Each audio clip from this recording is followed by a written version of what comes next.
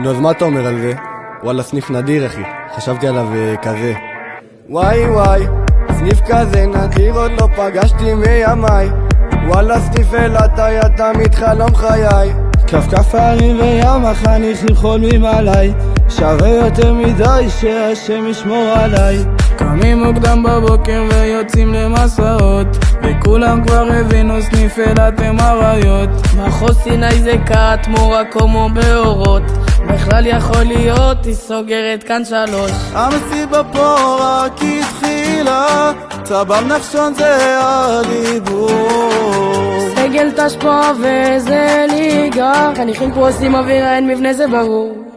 אני אילתי, תשפיל מבט ותן לנו כבוד, סניף אילת עושים פה אווירה, אז יאללה לעמוד. אני אילתי ובבא שנתי מלך הדרום, אז תביא גמל ובוא לים חיים את החלום. לאמור יש אוטו, הכריש המלך הוא המוטו, מוטו, אין חבב נדיר יותר להיות בו, לא טוב. הבטיחו לי מבנה עד שבת תולדות, חרטות, אבל הסניף הכי טירוף איכות פה. המשטרה מהשכנים רק מקבלת שיחות, בימים בלילות עובדים על פעולות, שמח מזון לנזקקים, לימודים וגם שיחות. אני צהוב על הסניף, תגידו מה לעשות. געגועים לחדר צוות, צבם נחשון זה הדיבור. סגל תשפע וזה ליגה, חניכים פה עושים אווירה, אין מבנה זה ברור.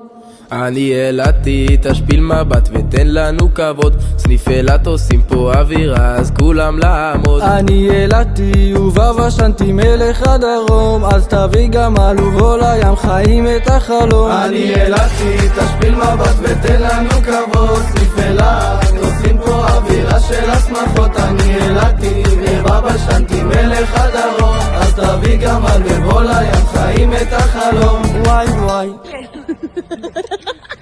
קטן, לא מור, תתחילי לנסוע קצת. תעשה סקיבת צמיחה, אין לי מסע. אנחנו נוסיף את זה.